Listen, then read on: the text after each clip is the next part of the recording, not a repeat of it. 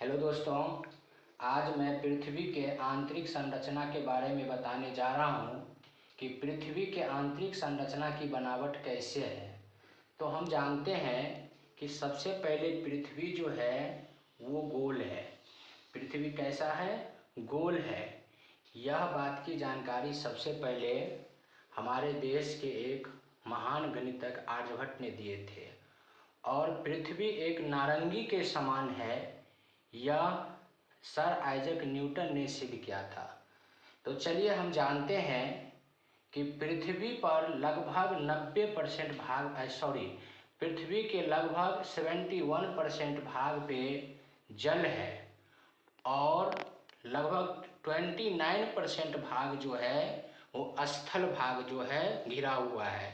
ये सब जल हो गया, यानी कि पूरे दुनिया के जितना बड़ा है उसका लगभग 71% भाग जो है जल ही है, जिसको और अधिकांश दक्षिणी गोलार्ध में जल ही जल है और उत्तरी गोलार्ध के अधिकांश भाग जो है स्थल है। तो अब हम चलते हैं कि स्थलीय भाग जो 29% है उसकी बनावट किस प्रकार है। तो चलिए हम देखते हैं कि 29% भाग जो है उसे मैं यहाँ बनाया हूँ। वो उसमें जो है पृथ्वी के जो है 3 परत में बांटा गया है, जिसमें सबसे पहली परत जो होती है उसे भूपट्टी, जिसे इंग्लिश में क्रस्ट कहा जाता है, अंग्रेजी में क्या कहा जाता है? क्रस्ट कहा जाता है। जहाँ भूपट्टी की औसत मोटाई जो है वो लगभग 34 किलोमीटर है। भूपट्टी की मोटाई कितनी है? 34 किलोमीटर है। यानी जिस पर हम लोग निवास करते हैं उसके ऊपरी परत को जो है भूपट्टी कहा जाता है। अब हम चलते हैं मेंटल, यानी भूपट्टी के नीचे की परत जो होती है उसे मेंटल कहा जाता है, जिसे दूसरे भाषा में सीमा भी कह सकते हैं, जिसकी मोटाई लगभग 2900 किलोमीटर है। कितना किलोमीटर है? 2900 किलोमीटर मोटाई मेंटल को हिंदी में आवरण कहा जाता है। अब उसके बाद मेंटल के जस्ट नीचे जो है क्रोड है। कौन सा मंडल है, यानी कौन सी परत है? क्रोड, जिसको केंद्रीय भाग कहा जाता है। केंद्रीय भाग की मोटाई लगभग 5100 किलोमीटर है, जिसे निफ्फे कहा जाता है। अब हम चलते हैं कि सबसे पहले जो भूपट्टी है उसमें जो है कौन कौन सी तत्व की प्रधानता होती है। तो इसको जो है सबसे मेंटल को सीमा कहते हैं, इसको जो है सियाल कहा जाता है। यानी कि भूपट्टी में जो है सर्वाधिक मात्रा में सिलिकॉन और एल्युमिनियम धातु पाए जाते हैं। पूछा जाए कि भूपट्टी में कौन कौन से तत्व सर्वाधिक मात्रा में पाया जाता है तो हम बताएंगे कि सिलिकॉन और एल्युमिनियम। मेंटल में सिलिकॉन और मैग्नीशियम जो है सर्वाधिक मात्रा में पाया जाता है। और पूछा जाएगा क्रोड में कौन कौन सी तत्व की प्रधानता है तो हम कहेंगे निफे का जिसका अर्थ हुआ Ni से निकेल हुआ और Fe से लोहा हुआ, यानी कि पृथ्वी के क्रोड भाग, जिसको केंद्रीय भाग भी कहा जाता है, वहां पर निकेल और लोहा की प्रधानता है। अब हम चलते हैं कि भूपट्टी और मेंटल, इसके बीच में जो ये रेखा खींची गई है, इस रेखा को जो है मोहो डिसकंटिन्यूटी कहा जाता है। यानी कि ये मेंटल और भूपट्टी के बीच में जो एक रेखा खींची गई है, इस रेखा को क्या कहते हैं? मोहो डिसकंटिन्यूटी। उसके बाद मेंटल और क्रोड के बीच में जो एक रेखा खींची गई है, ये जो परत है, इस परत को जो है गुटेनबर्ग डिसकंटिन्यूटी कहा जाता है। गुटेनबर्ग डिसकंटिन्यूटी कहा जाता है। उसके बाद केंद्रीय भाग में जो एक रेखा खींची गई है, उस रेखा को जो है लेहमान डिसकंटिन्यूटी कहा जाता है। इस तरह से इसके बीच में 3 सीमा रेखा है। पहला को जो कहा जाता है मोहो डिसकंटिन्यूटी, दूसरा को कहा जाता है गुटेनबर्ग डिसकंटिन्यूटी और तीसरा केंद्रीय भाग में जो है इस भाग को उसको कहा जाता है लेहमान डिसकंटिन्यूटी कहा जाता है। अब हम चलते हैं भूपट्टी, जिसकी मोटाई लगभग 3400 किलोमीटर है, उसका घनत्व जान लेते हैं। घनत्व को अंग्रेजी में डेंसिटी कहा जाता है। क्या कहा जाता है? डेंसिटी कहा जाता है।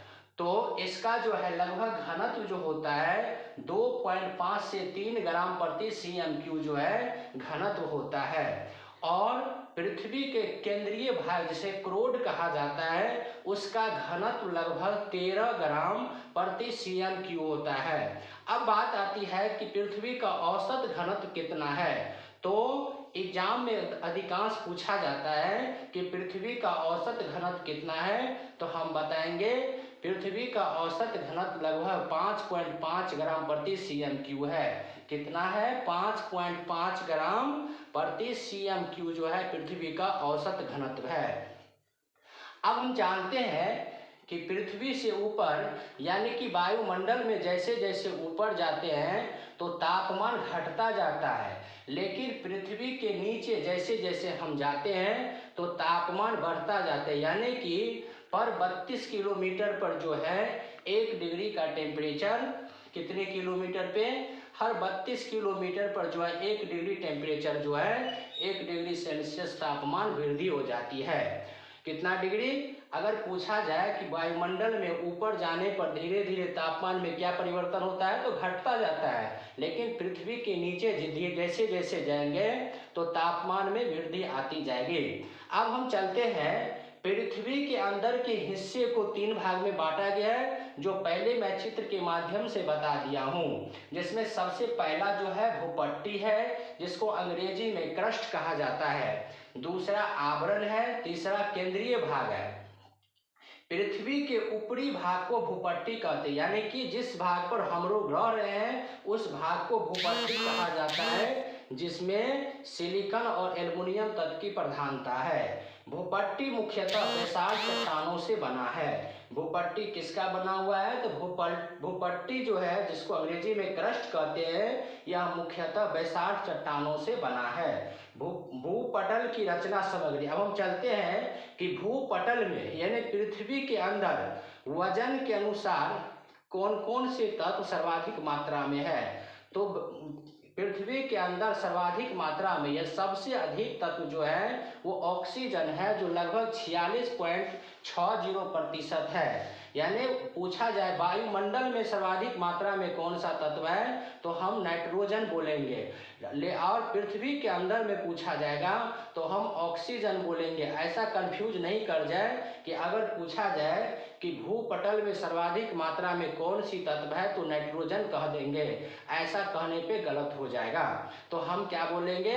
वायुमंडल में सर्वाधिक मात्रा में नाइट्रोजन गैस पाया जाता है यानी कि 78%, और भूपट्टी में सर्वाधिक मात्रा में ऑक्सीजन गैस पाया जाता है।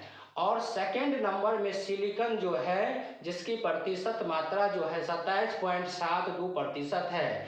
3 नंबर में जो है एल्युमिनियम है जो 8.13% पाया जाता है। अगर पूछा जाए कि पृथ्वी के अंदर घटते क्रम में एल्युमिनियम का कौन सा स्थान है, तो हम बताएंगे एल्युमिनियम का स्थान जो है वो तीसरा है। 4 नंबर में लोहा आती है जो 5% पाया जाता है। उसके बाद 5 नंबर में कैल्शियम आता है जो 3.63%। अगर पूछा जाएगा कि कैल्शियम को भूपट्टी के अंदर कौन सा स्थान है, तो हम बताएंगे 1 2 3 4 5, यानी 5वां स्थान जो है वो कैल्शियम को प्राप्त है। अब हम चलते हैं, इससे पहले मैं बता चुका हूँ कि मेंटल जिसकी मोटाई जो है लगभग 2900 किलोमीटर है और यह क्षेत्र मुख्यतः बेसाल्ट चट्टानों के पत्थरों के समूह से बना हुआ है। कौन चट्टान से? बेसाल्ट चट्टान। इससे पहले मैं भूपट्टी के बारे में जाना, भूपट्टी भी मुख्यतः बेसाल्ट चट्टान से ही मिलकर बना हुआ है, और मेंटल जो है वो भी मुख्यतः बेसाल्ट चट्टानों से ही बना हुआ है। अब हम चलते हैं, यह का मतलब यानी कि मेंटल जो है पृथ्वी के कुल आयतन का 83% भाग घेरे हुआ है। माने पृथ्वी का जो 3 परत है उस 3 परत में से 83% भाग जो है वो मेंटल जिसे हिंदी में आवरण कहते हैं उसका ही है। अब केंद्रीय भाग जो होता है पृथ्वी के कुल आयतन का मात्र 16% भाग है और पृथ्वी के केंद्रीय भाग में निकेल और लोहा की प्रधानता है। अगर पूछा जाए पृथ्वी के किस भाग में लोहा की सर्वाधिक मात्रा पाई जाती है तो हम कहेंगे पृथ्वी के केंद्रीय भाग में लोहा जो है सर्वाधिक मात्रा में पाया जाता है। अगर पूछा जाए कि पृथ्वी का जो केंद्रीय भाग है वो कुल आयतन का कितना प्रतिशत है तो हम कहेंगे 16% भाग जो है और 83% आवरण है। पृथ्वी के बाह्य परत को मुख्यतः 4 भागों में बांटा गया है। कितने भागों में? पृथ्वी के बाह्य परत को मुख्यतः 4 भागों में बांटा गया है। इसमें सबसे पहला जो है स्थल मंडल होता है, दूसरा नंबर जल मंडल का आता है। तो हम इससे पहले बता चुके हैं कि पृथ्वी को एक नीला ग्रह कहते हैं क्योंकि पृथ्वी पर अधिकांश मात्रा में जल है, यानी कि 71% जल पाई जाती है, इसीलिए पृथ्वी को एक नीला ग्रह भी कहा जाता है। और पूछा जाए पीला ग्रह किसे कहते हैं तो हम कहेंगे बृहस्पति ग्रह को जो है पीला ग्रह कहा जाता है। अगर पूछा जाए कि काला ग्रह किसे कहते हैं तो हम बोलेंगे शनि ग्रह जो है शनि ग्रह को काला ग्रह कहा जाता है। अगर पूछा जाए लाल ग्रह किसे कहा जाता है तो हम बोलेंगे मंगल ग्रह को जो है लाल ग्रह की संज्ञा दी गई है। लाल ग्रह किसे कहते हैं? मंगल ग्रह को। अगर कहा जाए चमकीला ग्रह किसे कहते हैं तो हम बताएंगे शुक्र ग्रह को जो है चमकीला ग्रह कहा जाता है। किस ग्रह को? और शुक्र ग्रह जो है सौरमंडल का सबसे गर्म ग्रह है क्योंकि यहाँ कार्बन डाइऑक्साइड की मात्रा सर्वाधिक है। ऐसा कंफ्यूज नहीं करें कि सूरज के सबसे नजदीक में बुध ग्रह है तो बुध ही सर्वाधिक गर्म होगा, ऐसी बात नहीं है। शुक्र ग्रह जो है सर्वाधिक गर्म है। साथ साथ पृथ्वी का इसे बहन भी कहा जाता है। शुक्र ग्रह को पृथ्वी का क्या कहते हैं? बहन भी कहते हैं क्योंकि आकार में ये लगभग पृथ्वी के समान ही है। अब जो है 3 नंबर में आता है वायुमंडल। वायु के आवरण को वायुमंडल कहा जाता है और वायुमंडल में पूछा जाए सर्वाधिक मात्रा में किस तत्व की प्रधानता है तो हम बताएंगे नाइट्रोजन जो 78% है और वायुमंडल में ऑक्सीजन पूछा जाए तो मात्र 21% है। 4 नंबर में आता है जैव मंडल। अब हम जो है ये चारों पृथ्वी के बाह्य सतह के मुख्यतः 4 भाग जो है स्थल मंडल, जल मंडल, वायुमंडल और जैव मंडल, ये चारों मंडल के बारे में मैं अगले वीडियो में बताऊंगा।